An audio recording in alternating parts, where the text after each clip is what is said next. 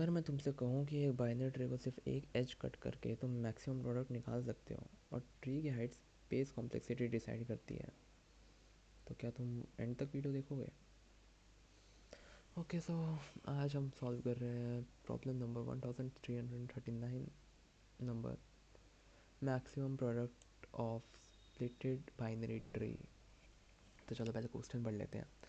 Given the root of a binary tree, split the binary tree into two subtrees by removing one edge such that the product of the sums of the subtrees is maximized.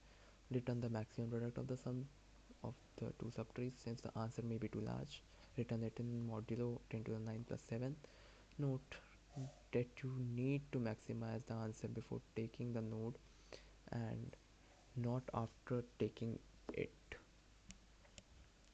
इसका मतलब जो हमें एक binary tree दिया गया कुछ इस तरह का, एक इस तरह का बाइनरी ट्री। फिर से मोटा हो गया यार। हमें एक बाइनरी ट्री दिया गया कुछ इस तरह का, और सेकेंड ओके, तो हमें एक बाइनरी ट्री दिया गया इस तरह यार। फिर से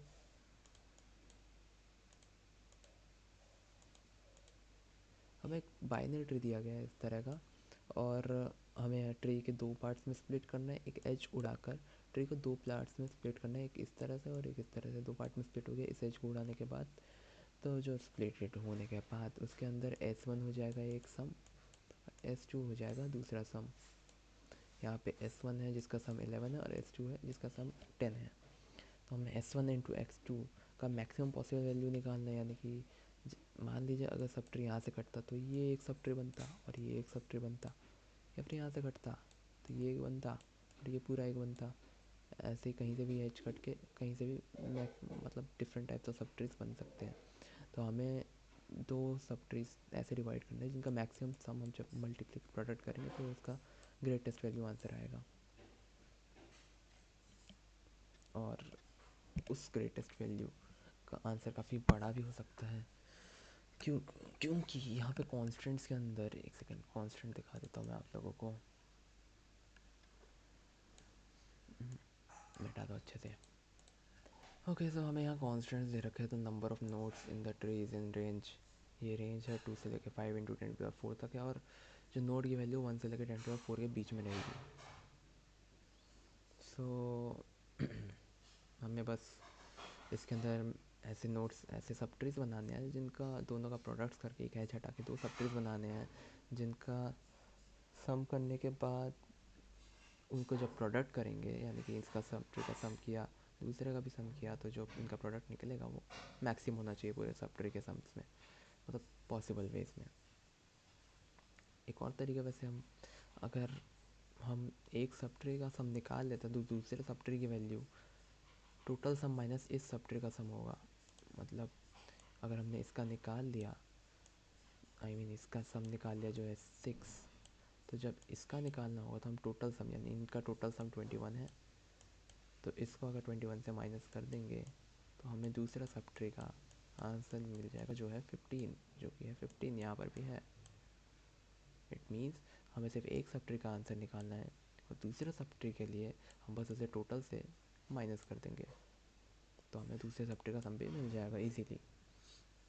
तो इसको सॉल्व करने के लिए अभी तो हमने सम का टोटल सम कैसे निकालना है, सॉरी क्या बोलते हैं, सब ट्रीज़ का सम कैसे निकालना है वो देख लिया।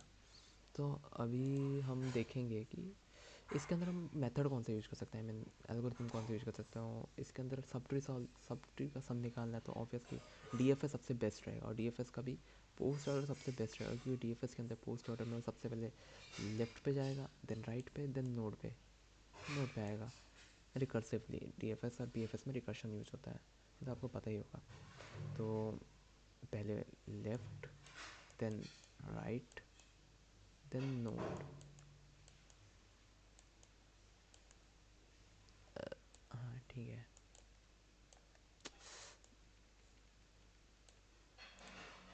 इस तरीके से सॉल्व करेंगे। इसके बाद सबसे पहले एक हम DFS चला के पूरा ट्री का टोटल सम निकाल लेंगे। अब दूसरे DFS चलाते ही हर नोड पे पहला लेफ़्ट सब ट्री का सम, फिर राइट सब ट्री का सम, फिर करंट वैल्यू मतलब करंट नोड की वैल्यू ऐड कर देंगे। ये पोस्ट और डीएफएस है। अब जब करंट सम निकल जाएगा तो उसे टोटल सम से माइनस कर देंगे, तो हमें डीएफएस से ही करंट सम भी निकल रहा है और डीएफएस से ही हमें टोटल सम भी मिल रहा है। जब टोटल सम करंट सम दोनों मिल रहा है तो उनको माइनस करके हम सेकंड सब ट्री का भी सम निकाल लेंगे। अब एक कैच क्या है इसके अंदर, मान लीजिए ऐसे एक right subtree right skewed subtree आ गया, ऐसे 2 3 4 ऐसा है, मतलब इस टाइप का राइट स्क्यूड ट्री या लेफ्ट स्क्यूड भी हो सकता है, मैंने राइट स्क्यूड बना दिया। तो अब इसके अंदर होगा क्या, जब डीएफएस काम करेगा तो रिकर्शन स्टैक का यूज़ हो जाए, मतलब रिकर्शन स्टैक आकर करेगा इसके अंदर। ये कि यहाँ पे इसके बाद तो नल है, इसके बाद नल है तो ये डायरेक्ट इधर वापस रिटर्न करेगा। लेफ़्ट है नहीं, लेफ़्ट तो है नहीं तो ये राइट में जाएगा, राइट भी नल है तो वापस नोड पे जाएगा।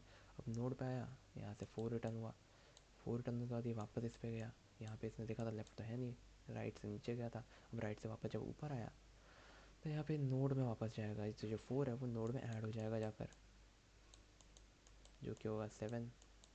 फिर वापस से ऐसे ऊपर जाएगा जो 2 में ऐड हो जाएगा, 7 जाएगा ऊपर, 7 रिटर्न होगा यहाँ पर, तो ये हो जाएगा 9 और यहाँ हो जाएगा जाके 10। ये लेफ्ट स्क्यूट के लिए भी वही काम करेगा, सेम काम करेगा जैसे राइट के लिए कर रहा है। मैंने राइट बता दिया क्योंकि पहले लेफ्ट जाता फिर राइट, तो मैंने थोड़ा बीच का बता दिया, तो सेम ही काम करेगा। तो चलो मिटा देते हैं इसे। अब इसके अंदर जो मेन चीज़ थी, मैंने मतलब रिकर्शन स्टैक के बारे में बता दिया इजीली। एक टाइम पे स्टैक में 4 फंक्शन कॉल हो रहे हैं, इसलिए स्क्यू ट्री में जो कॉम्प्लेक्सिटी होगी बिग ऑफ एन हो जाएगी, स्पेस कॉम्प्लेक्सिटी, क्योंकि सभी ट्रैवर्स कर रहे हैं। तो चलो अब कोड पर आते हैं। लॉजिक तो बेसिकली समझ गए। चलो फर्स्ट हमें कुछ ग्लोबल वेरिएबल्स बना देंगे, सॉरी अब हम बनाएंगे कुछ global variables, long long total sum बना देंगे जिसका वैल्यू हम एज इनिशियली 0 रखेंगे, और एक और ग्लोबल वेरिएबल बनाएंगे लॉन्ग लॉन्ग बेस्ट जिसके अंदर मैक्सिमम वैल्यू स्टोर होगी, फ़िलहाल के लिए 0 इनिशियली। और हमें जो क्वेश्चन में दे रखा है कि मॉड्यूलो डिसाइड मतलब डिफ़ाइन करना है, उसको भी डिफ़ाइन कर देंगे यहाँ पर 1 + 7। अब वैसे हमने लॉन्ग लॉन्ग इसलिए लिया है क्योंकि टोटल सम और मैक्सिमम सम बहुत बड़े हो सकते हैं, कॉन्स्टेंट्स में दे रखा है कितनी बड़ी वैल्यू जा सकती है इनकी, इसीलिए लॉन्ग लॉन्ग दे रखा है क्योंकि इंटीजर ओवरफ्लो कर जाएगा। तो अब हम यहाँ पर एक और वो बनाएंगे,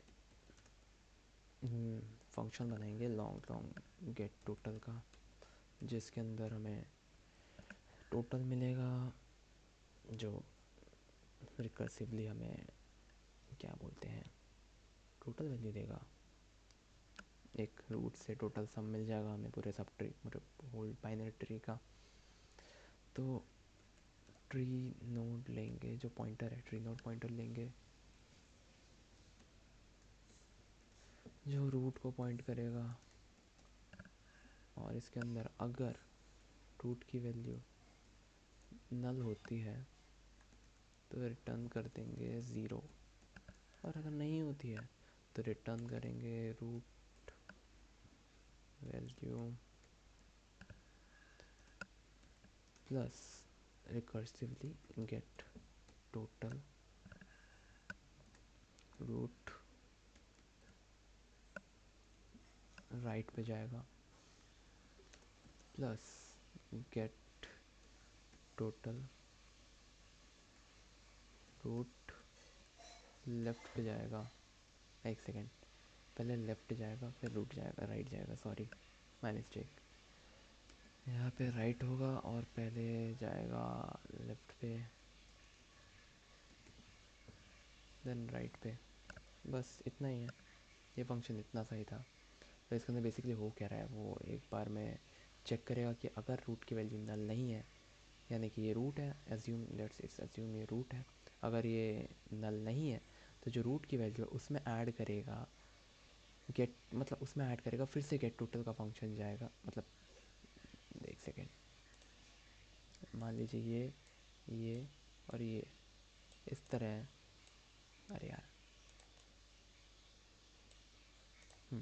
ये और ये इस तरह से एक मतलब बाय ट्री है, मान ट्री, बाइनरी ट्री भी है। तो इसके अंदर अभी फ़िलहाल के लिए ये रूट है, तो इसमें अंदर रूट गया, वन ऐड में रहेगा, वन के साथ ऐड वन होगा। अभी यहाँ पे गेट टोटल का रूट लेफ्ट लेगा, गेट टोटल का रूट लेफ्ट लेगा, मतलब गेट टोटल के अंदर अभी जो रूट लेफ्ट है वो बन जाएगा नया रूट।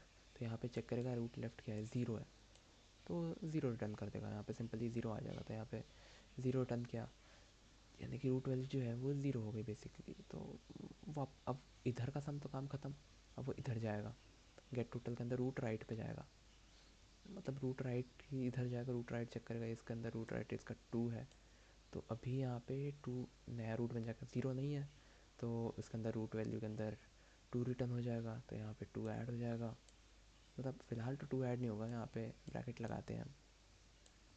तो ये रूट वैल्यू अभी टू बन गई है, इसके बाद ये वापस गेट टोटल में रूट लेफ्ट की तरफ जाएगा। रूट लेफ्ट देखेगा यहाँ थ्री है, मतलब फ़िलहाल इसका लेफ्ट जो है थ्री है, वो तो थ्री के अंदर वो जाएगा, उसे रिटर्न करेगा, ज़ीरो नहीं है, थ्री ऐड हो जाएगा, यहाँ पे थ्री ऐड हुआ। अभी वो राइट के, अब वहाँ से वो रिटर्न हो चुका है, वहाँ से रिटर्न हो गया, यहाँ पे थ्री हो गया, यहाँ पे ब्रैकेट लगा देंगे एक और वापस से, क्योंकि अभी तक वो फुल रिटर्न हुआ नहीं है ये थ्री भी। तो अभी जब ये थ्री रिटर्न होने की बारी आएगी, पहले वो देखेगा, फिर वो राइट में जाएगा रूट वैल्यू के साथ, वो आई मीन अभी फ़िलहाल तो रूट राइट में जाएगा, यहाँ पे रूट राइट में आएगा, तो रूट राइट यहाँ पे नल हो चुका है, लेफ्ट राइट सब नल हो चुका है, तो ये डायरेक्ट थ्री रिटर्न करेगा, ये थ्री रिटर्न करेगा यहाँ पर। इसके लिए इस अभी ये रूट वैल्यू है, तो उसके लिए यहाँ पर टू रिटर्न, टू के साथ रिटर्न करेगा, तो वन प्लस, यहाँ ब्रैकेट है, यहाँ ब्रैकेट बंद हो रहे हैं, तो पहले यहाँ पे टू प्लस थ्री के लिए रिटर्न करेगा, तो टू प्लस थ्री वन हो गया, वन प्लस फाइव। अभी यहाँ पे जब ये फाइव रिटर्न करेगा, यहाँ गेट टोटल का जो लेफ्ट राइट है, लेफ्ट तो ज़ीरो हो चुका है ऑलरेडी, तो यहाँ जो राइट है वो फाइव है, यहाँ पे टोटल गेट टोटल निकला जो फाइव निकल के आया है रिकर्सिवली, तो यहाँ पे one plus five equal to six हो गया। तो हमें यहाँ टोटल सम इस तरह से सिक्स मिल गया, पूरे बाइनरी का सम सिक्स मिल गया। होप करता हूँ समझा पाया हूँ ढंग से, इजी था, मतलब रिकर्शन अगर आपको आता हो तो आप समझ जाओगे इजीली। यार इधर भी इंटर्न था। चलो आप कोड पे कंटिन्यू करते हैं। तो गेट टोटल का फंक्शन तो आप लोगों को समझ आ गया, तो अब हम एक और बनाएंगे डीएफएस के लिए, डीएफएस का फंक्शन बनाएंगे जिसके अंदर ट्री नोड पॉइंटर को रखेंगे जो कि पॉइंट कर रहा होगा रूट को। अब इसके अंदर वापस से चेक करेंगे कि अगर रूट नल है तो रिटर्न कर देंगे ज़ीरो, और अगर नहीं है तो एक लेफ़्ट चाइल्ड देखेंगे जो रिकर्सिवली वापस से रूट डीएफएस की मत डीएफएस को कॉल किया, मतलब रिकर्शन क्लियरली रिकर्सिवली हम रूट लेफ़्ट में वापस से जाएंगे, लेफ़्ट के लिए रूट के लेफ़्ट में जाएंगे, लॉन्ग लॉन्ग लेफ़्ट, मतलब बेसिकली ओवरफ्लो ना हो लेफ़्ट की वैल्यू की, नोट्स की वैल्यू भी टेन टू द फोर तक जा रही है, तो ओवरफ्लो ना हो इसलिए हमने long long long sorry long long double long use करना पड़ता है। तो यहाँ पे लेफ़्ट के अंदर हम रूट की लेफ़्ट वैल्यू, मतलब रूट को वापस से लेफ़्ट में स्टोर करेंगे,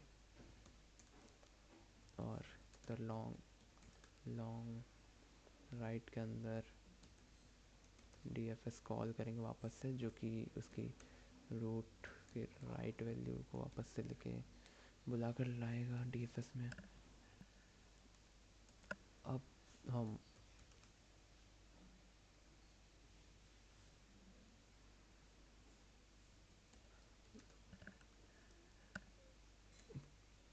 कर सम देंगे एक, जिसके अंदर रूट वैल्यू के साथ प्लस करेंगे लेफ़्ट की वैल्यू प्लस राइट की वैल्यू,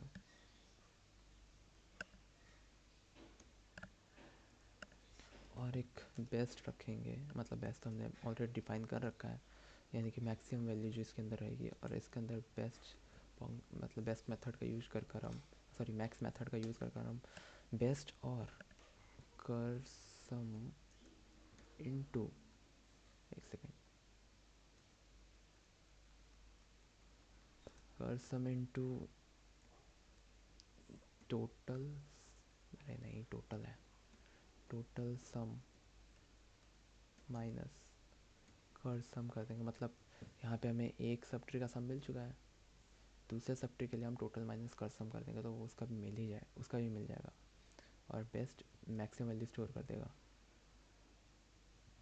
तो ये रिकर्सिवली बार बार आइटरेट होता रहेगा, बार बार बिना लूप के रिकर्सिवली काम कर रहा है ये बेसिकली। बस इसके बाद सिंपल ही हम रिटर्न कर देंगे कर सम को, जो कि मैक्स निकल चुका होगा। अब बस मैक्स प्रोडक्ट निकालना है, तो उसके लिए हम टोटल के अंदर टोटल सम में हम स्टोर करेंगे गेट टोटल को, सॉरी हाँ गेट टोटल के अंदर रूट को, गेट टोटल फंक्शन कॉल करके रूट को, देन डीएफएस निकालेंगे उस रूट का, देन रिटर्न कर देंगे बेस्ट मॉड मॉड, एक सेकेंड, द टोटल से हमने क्या ले रखा था, बड़ा ऐसे ना गड़बड़ हो जाती है यहाँ पे, इसलिए गड़बड़ गलत आंसर आ जाता है। टोटल सम कर सम भी हमने सब ठीक लिया ना, हाँ सब ठीक है, बाकी सब ठीक है। तो चलो इसे रन करके देखते हैं।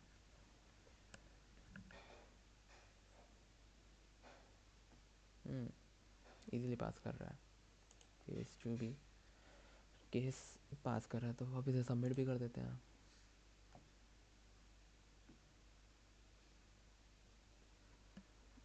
नाइस, काम कर रहा है, अच्छे से काम कर रहा है। तो बेसिकली इसकी टाइम कॉम्प्लेक्सिटी होगी, हर नोड को एक एक बार प्रोसेस करना पड़ता है, तो इसलिए बिग ऑफ एन होगा, और height big of space complexity big of H, यानी कि बिग ऑफ हाइट होगा, मतलब हाइट होगा रिकर्सन स्टैक की वजह से। और अगर एक बैलेंस ट्री है, बैलेंस ट्री बनता मतलब एक अच्छा बैलेंस ट्री है इसकी तरह, तो वो लॉग एन में हो जाएगा। और अगर इस तरह का स्क्यूड है तो इसे स्क्यूड ही बोलेंगे, लेफ्ट स्क्यूड राइट स्क्यूड, मतलब सिर्फ राइट होगा या लेफ्ट होगा, ये स्क्यूड है बेसिकली। स्क्यूड ट्री यानी वर्स्ट केसेस में बिग ऑफ एन होगा एस। और फिलहाल इस प्रॉब्लम का मेन टेक अवे यही है कि हर सब ट्री एक प्रॉब्लम कट होता है, और ट्री की हाइट स्पेस कॉम्प्लेक्सिटी डिसाइड करती है। अगर एक्सप्लेनेशन हेल्पफुल लगा हो तो वीडियो करो लाइक, और ऐसे ही और भी अमेजिंग क्वेश्चंस लीड कोड के सॉल्यूशंस देखने के लिए चैनल कर दो सब्सक्राइब।